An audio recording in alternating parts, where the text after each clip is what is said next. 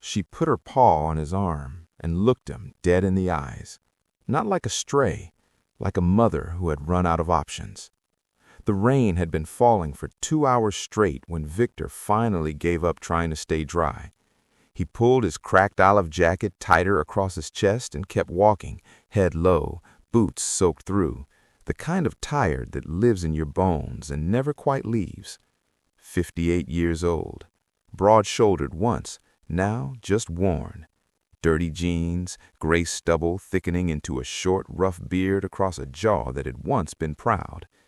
He smelled like wet pavement and yesterday. He hadn't spoken to another person in 4 days. He almost walked right past her. She was in the middle of the road, not on the side, the middle. An orange and white cat, soaked to the skin, fur plastered flat against her body, sitting upright like a small guard on a wet battlefield. And there at her feet, tucked against a battered burlap sack, were 3 of the tiniest kittens you've ever seen, newborns, their eyes barely open, their little mouths trembling. One of them was leaning sideways in a way that made Victor's stomach drop. A car horn screamed past. The cat didn't move. She just turned her green eyes to Victor and cried out, not a scared sound, not a feral hiss, a sound that was shockingly close to a human word. Help. Here's what we want to ask you right now, before this story goes any further. If you were Victor, cold, hungry, no home, carrying nothing, would you stop?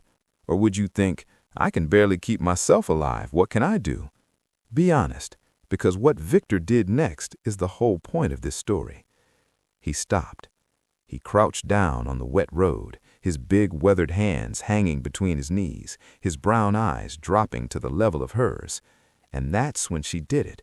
She stepped forward, rose up on her hind legs, and placed one small soaked paw directly on his forearm. She held it there. She looked at him.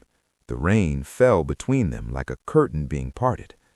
Victor said later, to the one person who asked, that in that moment he felt seen for the first time in years.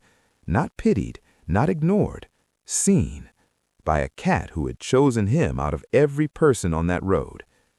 He picked up the burlap sack and opened it wide on the ground.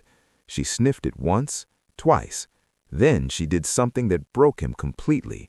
She picked up the smallest kitten, the one leaning sideways, and placed it inside with a gentleness so deliberate it didn't look like animal instinct. It looked like a decision. Then the second, then the third. She stepped in last and looked up at him inside the sack, as if to say, "We're ready." Did you know, and this is your fact for today, that a mother cat will not abandon her kittens even in life-threatening conditions unless physically removed? Researchers studying feline maternal behavior found that mother cats will face down dogs, traffic, and extreme weather rather than flee without their young. What this cat did, choosing a human to trust, is extraordinarily rare. It suggests she had assessed Victor and made a calculation. She had picked the right man. Victor lifted the sack with both arms and held it against his chest, curling his big body around it like a wall. He walked 6 blocks in the rain until he found the underpass where he sometimes slept, a low concrete tunnel on the edge of the old quarter, dry enough, away from the wind. He set the sack down carefully, and all 4 of them looked up at him. The smallest kitten was shaking. He had nothing. He wants you to understand that. No food, no blanket, no money in his pocket. What he had was a jacket. He took it off, in the cold, in February, and he spread it on the ground. He lifted the kittens out one by one and set them on the jacket. He tore the inner lining loose with his teeth and used it to rub the small, shaking one in slow, firm circles across his chest. It sneezed. Victor laughed, a low, rough sound like a door opening that hadn't been opened in a long time. Now here's where you get involved. What do you think Victor named the mother cat? Drop your answer in the comments below. We'll reveal the real name he gave her at the end of this week's video, and if you guess right, you'll get a shout-out in next week's story. The next morning, a woman named Claire, who ran the hardware shop across from the underpass, brought her dog past on a walk and noticed the big, rough man in no jacket sitting cross-legged on cold concrete, 4 cats asleep on his lap. She stood there for a long moment. Then she went back to her shop and returned with a box, an old fleece blanket, a tin of sardines, and a container of warm soup for Victor. "You're gonna get sick," she told him. "Already been sick," she said. "This is better." Claire came back the next day and the next. She started telling people. A vet 2 streets over heard the story and came by to check the kittens. All 4 healthy. The smallest one, the one that was leaning sideways in the rain, was the loudest of the 3, the vet said, laughing. A fighter. Within 10 days, the neighborhood had quietly organized around Victor. A room above a mechanic's garage became available. The owner, a thick-armed man named Dorian, who had once been homeless himself, offered it for almost nothing. Warm, dry, a window, a lock on the door. Victor moved in on a Thursday.